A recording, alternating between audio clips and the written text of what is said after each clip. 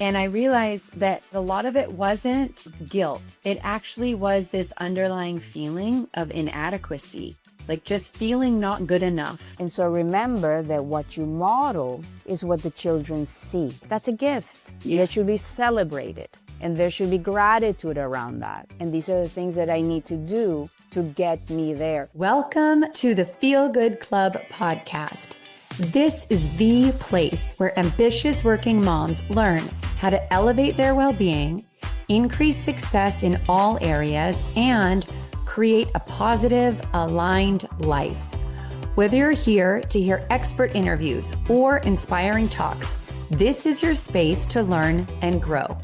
I'm Tia Graham, keynote and TED speaker, best-selling author, and founder of the Feel Good Club community for high-achieving moms. I am an expert in the science of happiness. This show is here to help you feel grounded, happier, and connected to yourself and others. I know you are going to love it. Thank you for being here. Let's dive in. Hi, Karen. Welcome to the Feel Good Club show. Hi, Tia. It's so nice to see you again. And every time we get together, it just brings joy to my heart. Oh, me too. I can't wait to see you again in person.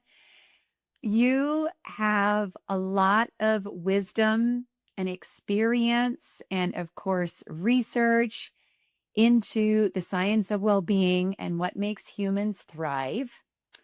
And my first question is, knowing that the listener is a overwhelmed, time-poor, probably stressed out, but awesome working mom, what would you say to her to pique her interest into the science of happiness, the science of well-being? Well, before that, I would just like to say that, I've been there. So I know that it's thrown around a lot that moms are heroes, but it's true. So it's so important to realize that. And one of the very first things that has to do with well-being is tied into purpose. And so already you may not know, but you're already practicing well-being if you have a sense of purpose. And so raising children to be whole, to feel loved, to feel appreciated and they matter, brings us moms such a sense of purpose. And so that is such a very important thing for happiness and well-being, even though it doesn't always bring us positive emotions, because as we know, when you're running around after little kids or medium kids, it does require a lot of physical energy, emotional energy, and mental energy.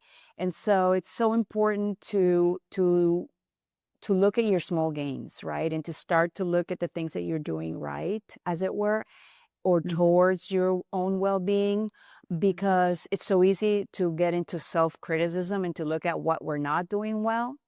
Yes. And then we go into something called rumination, which is not good. And it's our brain going into this cycle of what could I have done better? Why didn't I do it? Why did I say? Why? And you go into this vicious cycle that just robs even more of your energy and your joy.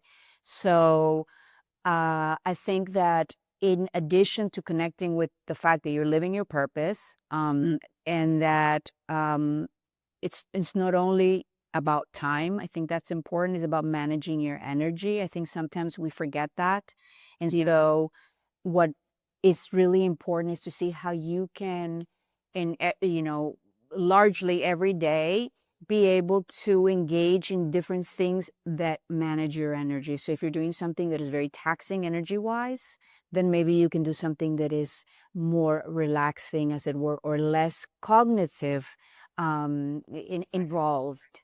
So maybe go for a walk or take the children, to a park. If you've done homework and homework is an issue, we've talked about this offline, but dyslexia is in my family. I'm dyslexic. So if you're in a traditional school, homework is very challenging. So I would counsel you to have recovery breaks during the day and to manage the energy. And then you begin to feel like you have more time, because what happens, and I'm sure that it's happened to you, it's happened to all of us, that you're just so emotionally or cognitive overwhelmed that you may have time, but you just don't want to do anything with it. You kind of just want to sit and like stare at a wall because it's been so overwhelming. So I think energy is also really important. Yeah, no, I think those are really good. That it's such a great reminder that parenting is so purposeful. It's so full of meaning. And like you said, it doesn't give constant positive emotions. It doesn't always make you feel happy in the sense of like Joy. joy and right. And to focus on the small wins, to focus on the positives. I say to my husband a lot of times when we're both brushing our teeth right in our bathroom, we say, okay, what are 3 good things that happened today? I'm just noticing. 'Cause a lot of times it's like, oh, like this whirlwind of work and kids. Um, and yeah, energy management versus time management and making sure that you are doing those things, even if you feel that you don't have the time, because you're going to show up differently and you're just going to, of course, feel better, right? So before we hit record, we were talking about different parts of your life. Um, what are some of the things that you wished you knew about well-being and about just, I guess, being as an ambitious working mom that you know now that maybe you didn't know when your kids were young? Slow down. I think that would be a big one. Slow down. We're always hurrying ourselves and our children. Hurry up, we're going to be late. Don't, sorry. We're always hurrying our children, right? And ourselves. Hurry up, you're going to be late. How many times did I tell my children you're going to be late and hurry up? And I think that when you do something like that, you're also giving them like a cortisol jolt. You get nervous, and even and especially when you're already in a situation where it's stressful or potentially stressful, and not really important to know, not all stress is bad, right? It's a chronic stress, but it's okay to be stressed if you need to study for a test or you have a deadline, because that makes you focus on that. So that's healthy. That means you're going to perform better, right? It's just when it becomes kind of a way of life that is a problem. And I think this idea of hurrying, I'm just wondering where, ask yourself, where are you going? Like I where? mean, what comes to mind for me is school, like getting to school on time. Yeah. And Like, that's important, right? Exactly. That's important. But we also hurry them, like we're going to the park. Hurry up. It's like we do. right. It's a habit. It's a habit that we have. Well, you're going to go get ice cream. Hurry up. Let's go get ice cream. You know? So everything's hurry up. I get it. You need to be to school on time, but we're always hurrying children, you know? It's like, Yeah. hurry up and go to sleep. Hurry up and go brush your teeth. Hurry up and Right. and Like, I come on, think come on, girl. language is so important. And I think we need to be more purposeful about the language. And then we get the argument of like, okay, but I'm too tired, or my life is too stressful, and now I have to watch my language. It's going to become easier. That's the thing, that the effort that you bring about being purposeful in certain things then makes the rest of it easier, because the children are going to be more relaxed. Right. They feed off your energy. Yes. So if you are stressed, if you are overwhelmed, if you are that, they're going to not, especially if you have children that are neurologically more sensitive. Yes. They almost are in a currency of energy, right? Yes. It's not Yep. what you say, it's how you're saying it or the tone, and they can read you so Yes. quickly. There's no hiding from your children. They Oh, know. no. Yeah, no, without me even saying, my older one, who is autistic, she's like, "Why are you stressed?" And I hadn't even said anything. I'm like, Oh yeah. "She knows how I feel at Or all what's times." wrong? What's wrong? And you're like, no, Yeah. I think no, something's wrong. They know you. They have your number. Yeah. And I The mirror. also wish that um, I wasn't so. And this is part of the slowdown. I think that I wish that I wasn't so worried about their future. And be more present about now. Like, what are we doing now? Are we enjoying the moment? Are we living the moment? Something that really impacted me, I read recently, and it really is tapping into the work that I'm doing right now, is in around presence and living consciously, is that, you know, later in life, when we think that we don't remember things and we're losing our memory, many times it's because when it happened, we weren't present.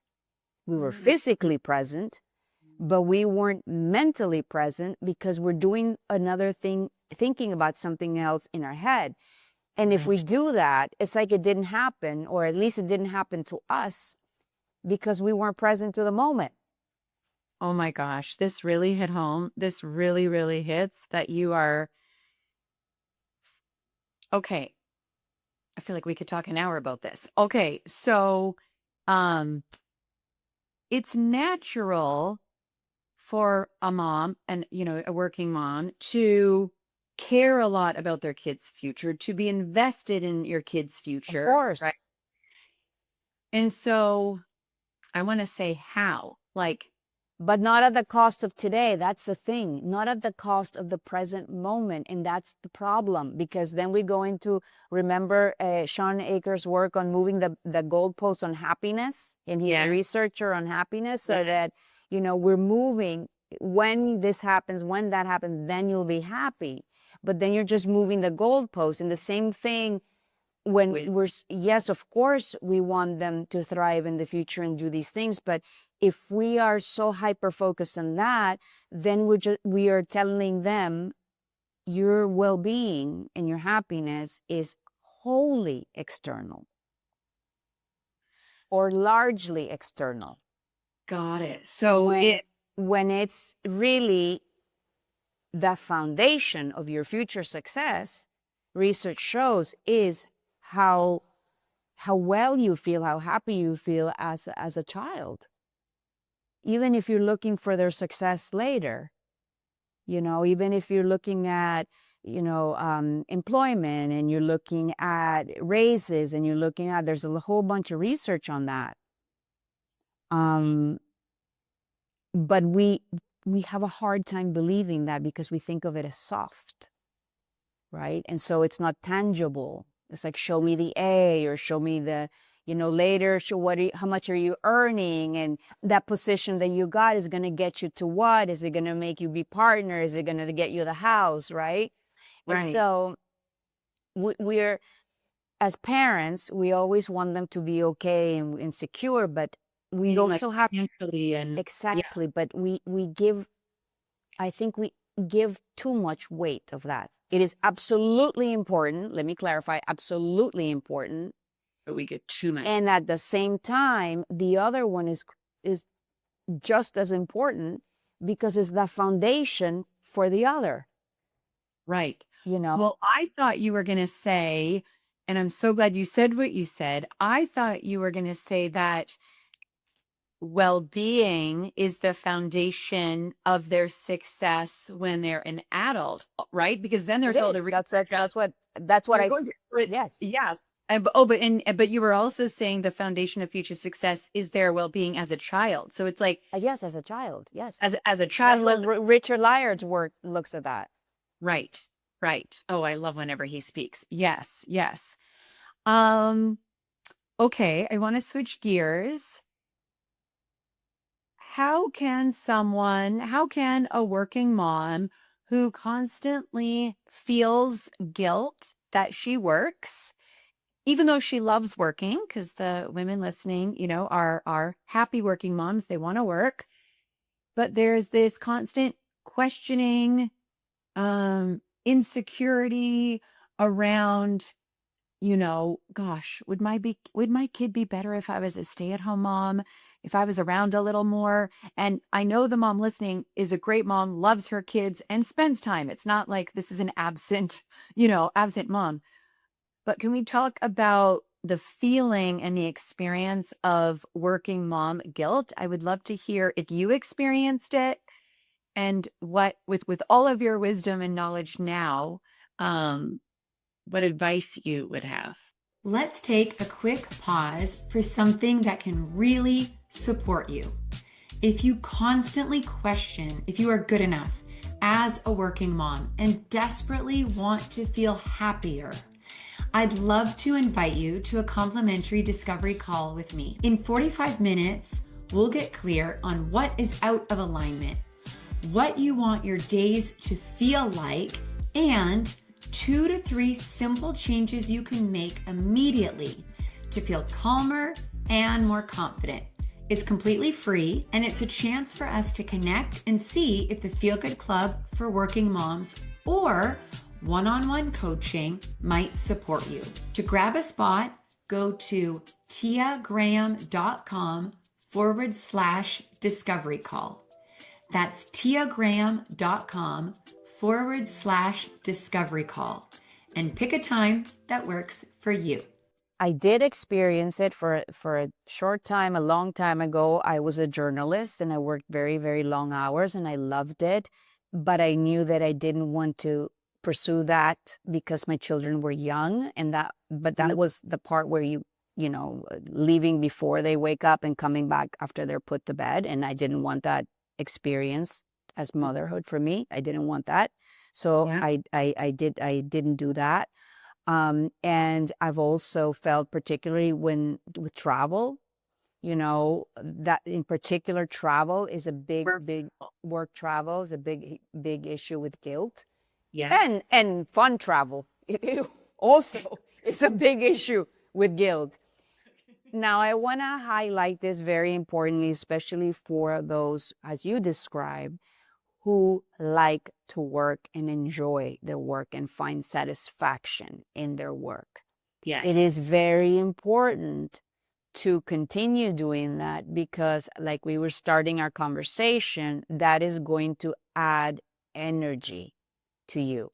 So that when you're with the children, then that is you're going to come from a space, even though, yes, you are tired from a long day, and then it's challenging, of course, to be a mom, but you will have some kind of reserve with your other purpose and your other sense of meaning that gives you to your life, and the coherence and maybe the added financial safety that you have by having the working in the way that you do. So all these things are contributing to your personal and your family's well-being. And I will ask you this. Think about your child as an adult. And do you want your child to feel guilt about working and being a parent? So you don't want that for your children. No. And so remember that what you model is what the children see. It's not just, unfortunately, it's not just like, hey, I want you to remember this and I want you to think of our life this way. They're seeing you, okay, in full colors without you saying one word, because guess what? There's nonverbal communication. You're still communicating. And so that you are the role model. So if you cannot express or feel or think that finding joy either in your leisure time or in your work is not something that is valuable, they are going to integrate that into who they become as adults. So this guilt is going to be a generational thing. And you don't want that to be your legacy to your children. So you can even think about it that way, if that helps. I love that you said that. So I struggled with immense working mom guilt for almost a decade. And I actually realized that, and I did a lot of different therapies, and there's a lot that I discovered about myself, learned about myself. And I realized that that a lot of it wasn't guilt. It actually was this underlying feeling of inadequacy, like just feeling not good enough. And I called it guilt, but it actually wasn't guilt. And I really haven't felt it for the last couple of years. And I did a lot of different things, and I want to help other working moms do the same. But you created such a beautiful list. And I just want to say it again, that working gives you energy, that it gives you purpose and meaning and coherence. You said you are modeling it for your kids, and you want your kids to work, and you don't want your children to feel guilty for working, right? The joy and the purpose, and of course there's the financial benefit. There's so many things. Yeah. Um that yeah, that it really is changing your mindset and just how you think about it, And you then, of think course, how about you it. feel about it. Metacognition. Yes, Metacognition. So how you yes, think about it. So one thing you said that I said that, for that I want the children to work. No, that if the child, well, if you need to work, you have to work, right? Because you have to that's a given. But if, especially if you choose to work, okay, and and on top of that, you're working in something you actually enjoy, that's a gift yeah, that should be celebrated, and there should be gratitude around that.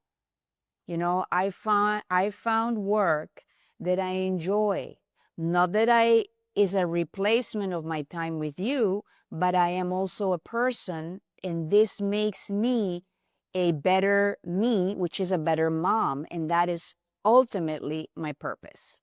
right. Ultimately, my purpose is to be a better mother to you. And these are the things that I need to do to get me there. And you have to believe it too. That's the thing, Yeah, right? yeah. You You have need to give yourself that permission to enjoy, right? Enjoy. It's okay. It's okay if you don't come home exhausted and it hasn't been like horrible.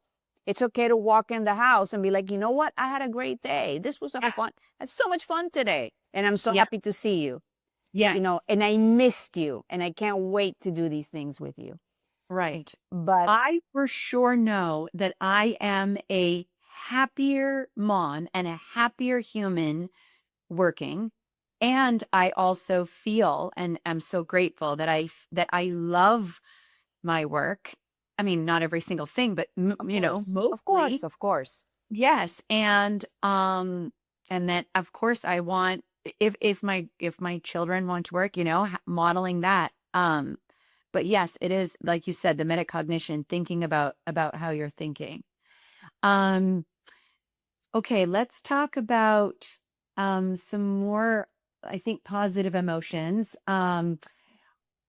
Before having kids, from my experience, there's a lot more fun. I mean, you have fun with your kids, but it's different. Like with It's different. friends, or like again, Yeah. the work things, or I don't know, dating adventures and all this, this stuff, whether it's excitement, joy, like super optimistic, like, and parenting is so purposeful and it's a huge responsibility, right? Like even though you're saying to not, I'm going to, of course, remember the two things you said, but there is some like responsibility, weight that comes with it. Um, what are your thoughts on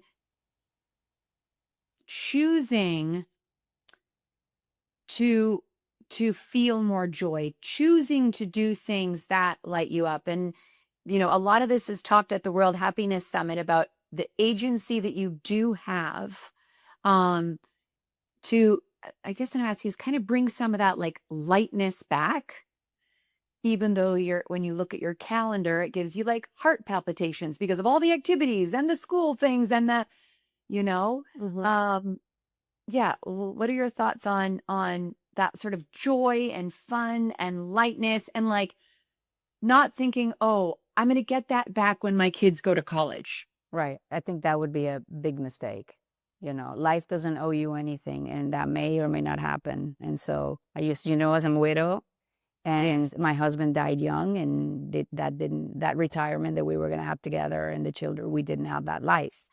Having said that, um, you know, I'd like to take some things apart here. So, for example, joy, this positive emotion is not something that I don't think we can choose to have joy, but we can choose to be grateful. We can choose to see what things went well. And that doesn't mean rose-colored glasses. There's still life happens, and that's a totality of life.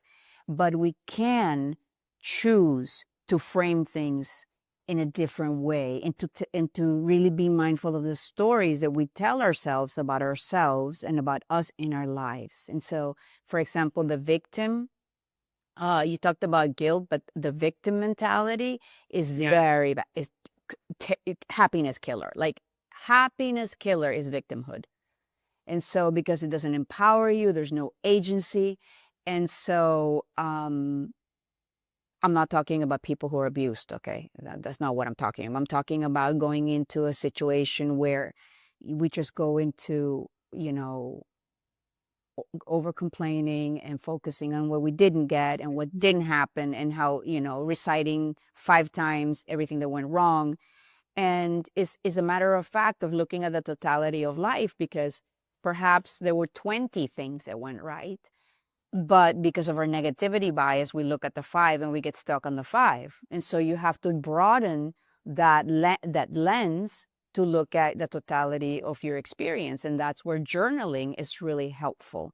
So that the act of actually putting it down on paper, especially by hand, it reinforces memory, but also it broadens your mindset to understand that these other things occurred. And sometimes that's a part where you have a choice and you can be purposeful and put effort into looking at that and what else happened.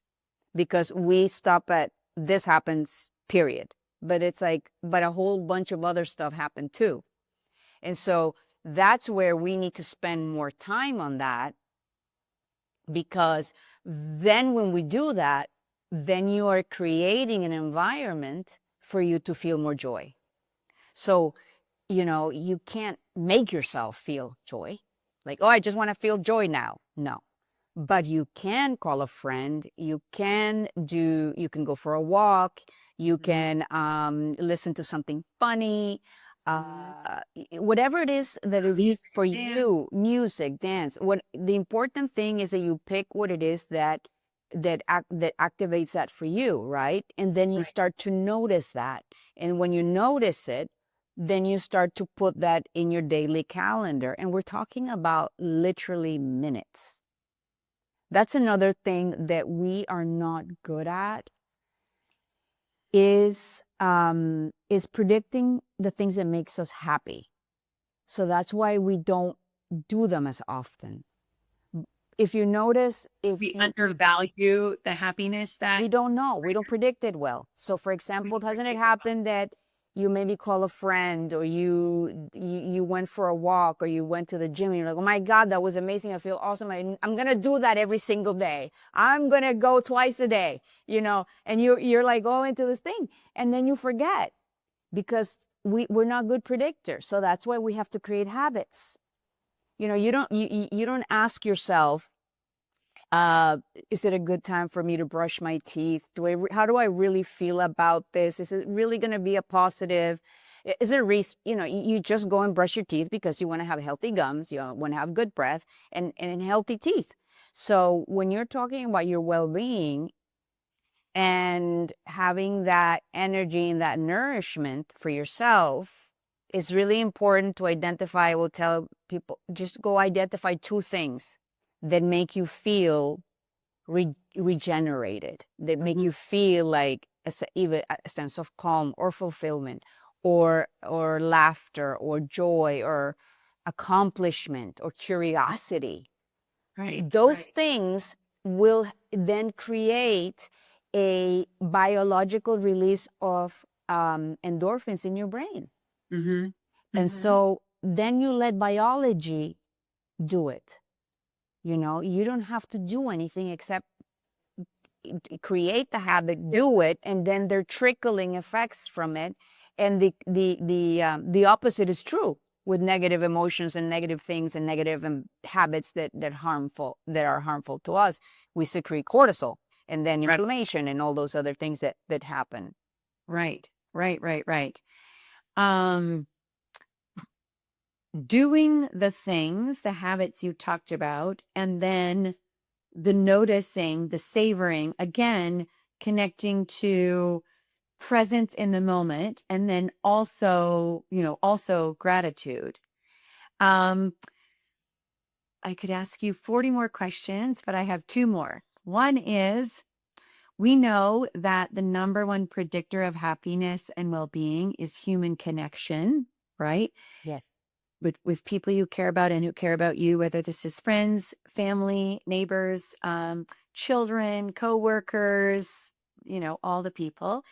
And so, what advice do you have for this busy working mom whose life is pretty much filled with sleep, kids, and work, to infuse a little more human connection? So be careful about the phone. Be careful Yeah, I about the was thinking phone. that earlier about the presence. Be careful with the phone because you might get in there to look at something real fast, and you're in there an hour later. And 30 you, minutes, yeah. you didn't even find the thing you were looking for. So Yeah, be you're like, careful. why did they pick up my phone? Well, the algorithms are working against us, Yeah. right? So Yeah. and they're not. It's like cotton candy. You're not getting healthy connection there. So there's also super interesting work around the value and the impact on our biology when we hear a loved one's voice. So there's studies that they had girls who just went through a stressful event, and they talked to their mom on the phone. Okay, and those that talked to their mom, afterwards, the researchers found out that their cortisol level, the stress hormone, decreased, and the oxytocin increased, the feel-good hormone. Now, for the ones that had no contact or texted, there was no change in their biology. So call. That's very important. Yeah, I FaceTime with my mom yesterday, and we were cracking up over something. So, yes, voice and visual as well, but that's important. So call somebody. And if you're overwhelmed or feeling a little bit sad, call somebody and ask them how they are, and if they need any, how can I help you, or how are you feeling? Because then you also we're hardwired to feel good when we do good for other people. Yes. And so that's another way that you get that biology working for you.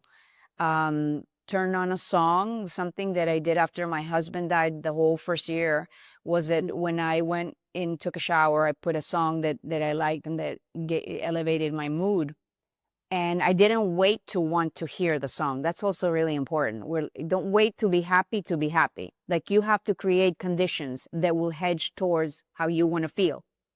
And that's where we have the choice. That's where we have the responsibility. It's not that it will always happen, but you got to put yourself in that field, right? And so I would put the music on, and then I would listen to it, and I'm like, oh, that's kind of nice.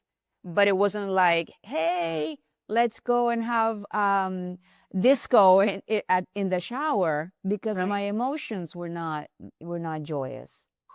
Of course. Watch your phone, call and talk to loved ones on the phone or video or in person, of course, and ask how people are doing and create happy conditions. These things, I just want to say, these things sound so perhaps insignificant, or like, how could they possibly work? But they actually work. I know you know, but I'm saying to people that haven't tried it, please just take a week or two. Just please try, because it's small changes over time that create these results. So they're so simple, but they actually work. Yes. Okay. In addition to everything you've shared, what are two choices that you make that help you feel good as a working mom? Two choices that I make. Well, one is my children are older. So, but I connect with my children. That definitely is something that's very important to me, to see how they're doing, to just have fun with them. That's another thing. See if you can have fun with your kids. So we all like sports. So we see sports together, and then we talk about sports. And so it's so nice because it's so like trivial at the same time, and you get into these conversations, and it's almost like a respite of whatever stressors are happening in your lives. If you can just talk, like, ask your little kid, what's your favorite color? What's your favorite? Oh, why? How come? And something like that, or what's your favorite ice cream? Or I don't know, just things that will bring you into a point of fun with your kid, and then you get to know them, and these stories carry on later, and they'll remember that. They'll remember that conversation with you. Yes. And the other thing is to give yourself some grace. You're not gonna get it perfect ever. So stop trying. Will not get it perfect ever. Quote. Ever. Stop trying. The other thing is, and since mine are older, I'll tell you that they never say, oh, and we're talking about parents who are with their children, not parents who abandon their children. Like we've said that, Right. that preface, but my children have never told me you weren't with me. They're 30 and 29, 30, 32 and 29. So Like they never were like, oh, that work trip you took. never. Never ever that work trip, or you weren't there that time for dinner, or anything like that. So I bet, and in fact, like give yourself grace and don't worry about everything. yeah, and some things are just going to be, if you choose to call it a failure, but something is just life. There wasn't enough time for that, but there was enough time for the other stuff. And so then you also give the gift to your child to develop that mindset. Mm-hmm. First of all, you're not going to get everything in life. Okay. But that doesn't mean that something's wrong. It just means that's the way life works. Right. And so I also think it's really important to raise resilient children. And if we give the idea to a child that everything turns out great and everything's supposed to be perfect, you're not building resilient children. They're going to have a shot. Exactly. And they're not going to be able to overcome. So, you're not going to get everything right. We're going to get most of the things pretty good, and some things are going to be fantastic. And let's go on this journey together. Yeah. Yeah. Oh, Karen, thank you so much. If people want to learn more about you, learn more about Wahasu and the World Happiness Summit and your books and TED Talks and everything, where is the best place for them to find you or follow you? Well, KarenGuggenheim.com. So it's very, very easy. And if they want to look at Instagram for Wahasu, at Wahasu, to get more information about our community and our events. And I'm so happy to talk to your community. Tia, thank you so much for having me. This is wonderful, and you're doing great, great work. Thank you. See you again soon. Thank you. Thank you for joining me on the Feel Good Club show. I hope today's episode left you feeling inspired and equipped to take on your day with confidence, self-love, and joy. If you enjoyed this episode, please subscribe, leave a review, and share it with your fellow ambitious working moms. Remember, you are not alone on this journey. We're all here to support each other in feeling good and living our best lives. Until next time, take care and be hopeful. And remember, prioritize your happiness.